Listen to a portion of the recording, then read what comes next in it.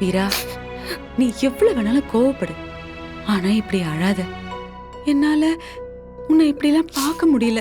நீ எவ்வளவு தைரியமான பொண்ணு, எவ்வளவு மன வலிமை இருக்கிற பொண்ணு.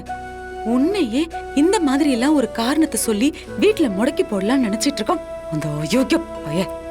அப்படிப்பட்டவங்களுக்கு எல்லாம் பெரிய பலமே என்ன தெரியுமா? உன்ன மாதிரி நல்ல பொண்ணுங்களோட பலவீனம் தான். நீ அப்படி கிடையாதுன்னு அவனுக்கு முதல்ல ப்ரூவ் பண்ணு. கண்டிப்பா நான் ப்ரூவ் பண்ணுவேன் வலிமா. ஆனா இந்த நிமிஷத்தை என்னால ஃபேஸ் பண்ண முடியல.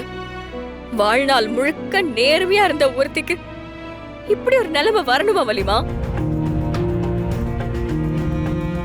நிஜமாவே நான் தெரியாம ஒரு தப்பு பண்ணிருந்து அதுக்கு தண்டனை கொடுத்திருந்தாங்கன்னா நான் அதை மனப்பூர்வமா ஏத்துட்டு இருந்திருப்பேன்.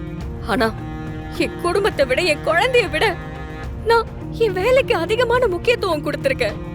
இந்த நிமிஷம் வரைக்கும் என்னோட பர்சனல என் வேலையோட நான் குழப்பிக்கிட்டதே கிடையாது. வலிமா, உங்களுக்கே தெரியும்ல வலிமா, நைட்டு 12 மணிக்கெல்லாம் நான் வீட்டுக்கு வந்திருக்கேன். எவ்வளவு ஹார்ட் ஒர்க் பண்ண எனக்கு இந்த கவர்மெண்ட் கொடுத்திருக்கிற பரிசு சஸ்பென்ஷன் இல்ல? அப்போ தப்பான ஒருத்தர் ஃப்ராட் பண்ணி நேர்மையா இருக்கிறவங்கள அழிக்க முடியும்னா இது எந்த வகையில நியாயம்? எங்க போனான்னு தெரியலையே.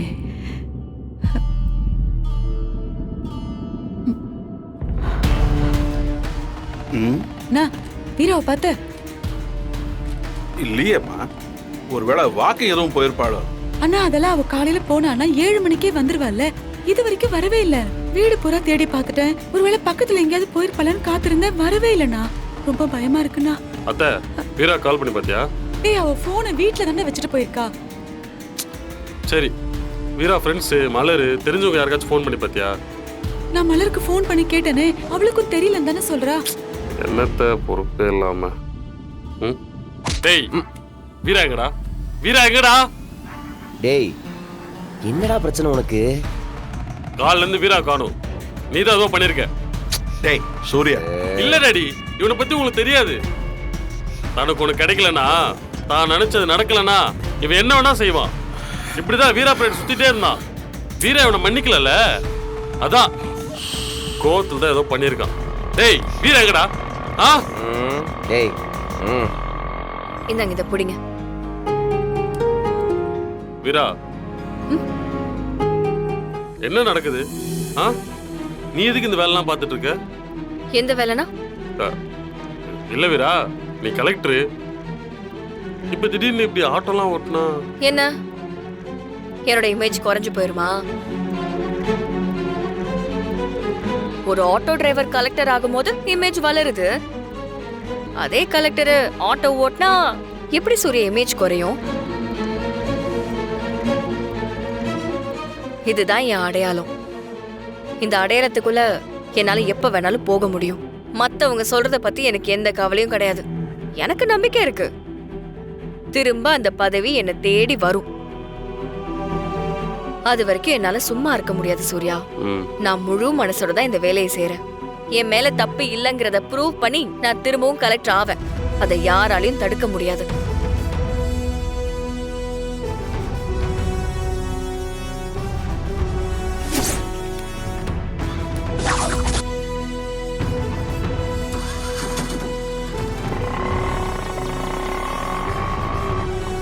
என்ன வெள்ளி, என்னாச்சு வீராவுக்கு?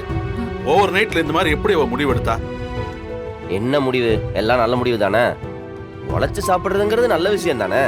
அதுக்கெல்லாம் எதுக்கு ஃபீல் பண்ணிக்கிட்டு? போங்க போங்க, எல்லாம் போய் வேலையை பாருங்க. இதெல்லாம் வேலை தானே. கண்டுபிடிச்சிருச்சோ? 7 வருஷமா நீ இந்த குடும்பத்திலே இல்ல. அவ்வளவு வருஷமும் நான் தானே இந்த குடும்பத்தை பாத்துக்கிட்டேன். குடும்பத்தை பத்தி எந்த அக்கறையுமே இல்லாம எல்லாத்தையும் மொத்தமா விட்டுட்டு ஜெயில இருந்தவன் தானே நீ. நீ பேசுற?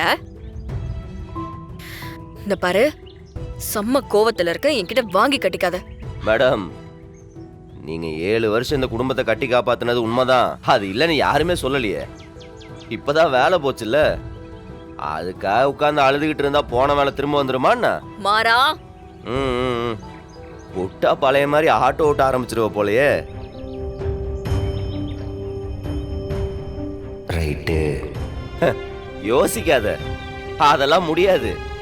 கலெக்டர் மேடம் சைரன் வச்ச காரு பச்சை எங்களை கையெழுத்துன்னு நல்லா பகுமானமா வாழ்ந்துட்டீங்க. திரும்பவும் அந்த சட்டையை போட்டுக்கிட்டு ஆட்டோ ஓட்டணும்னா ஓ காட். வேணா ஒண்ணு பண்ணுங்க, பாப்பாவை கூட்டிட்டு அப்படியே ஜாலியா எங்காவது சுற்றுலா போயிட்டு வாங்க. கொஞ்சம் இந்த ஸ்ட்ரெஸ்ல இருந்தாவது வெளியே வரலாம்.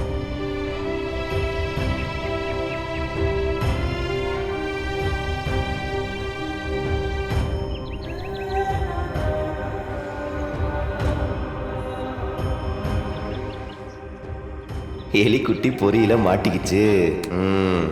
இனி அவ பார்த்துப்பா. யோ மச்சான், ஒர்க் அவுட் ஆகுதியா? இப்போதைக்கு உன் தங்கச்சிக்கு நீ மட்டும்தான் துணை. அவளை கொஞ்சம் இந்த மைண்ட் செட்ல இருந்து வெளியே கொண்டு வர்றதுக்கு எனக்கு கிடைச்ச ஒரே ஆயுதம் நீ மட்டும்தான். பாத்துக்க. என்ன மேடம், கம்பீரமா சைரன் வச்ச வண்டியில வருவீங்க, இப்போ என்னடான்னா ஹாரன் வச்ச ஆட்டோல 5க்கும் 10க்கும் அல்லாடிக்கிட்டு இருக்க மாதிரி இருக்கு. ஐயோ, உங்களுக்கு இப்படி ஒரு நிலைமை வந்தது என்னால தாங்கிக்கவே முடியல மேடம். ஏன் மேடம், இந்த ஆட்டோ வாடகை ஆட்டோவா இல்ல சொந்த ஆட்டோவா? வாடகைக்கு ஓட்டுறீங்கன்னா புது ஆட்டோ வாங்கி தரேன், இல்ல கேப் எதுவும் ஓட்டுற ஐடியா இருந்தாலும் சொல்லுங்க, கேப் அரேஞ்ச் பண்றேன். கேப்னா ஏசியில் கொஞ்சம் கூலிங்காக போகலாம். இதுனா இந்த வெயில், வேர்வை, தூசி ரொம்ப கஷ்டமாக இருக்கும்.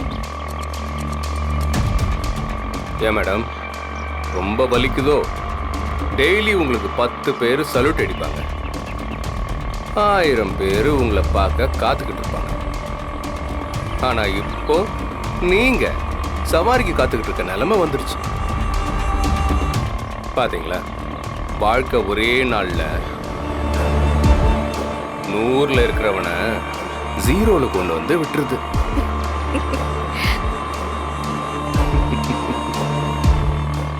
அப்படியே கொஞ்சம் லெஃப்ட்ல நிறுத்துறீங்களா? என் ஸ்டாப் வந்துருச்சு.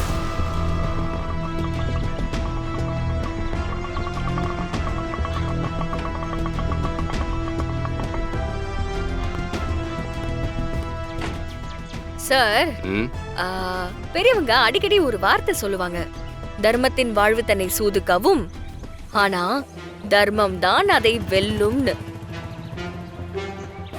எனக்கு வேலை போனது, என்னை சுத்தி நடந்த சதி எல்லாத்துக்கும் ஐயா நீங்க தான் காரணம்னு எனக்கு நல்லா தெரியும்.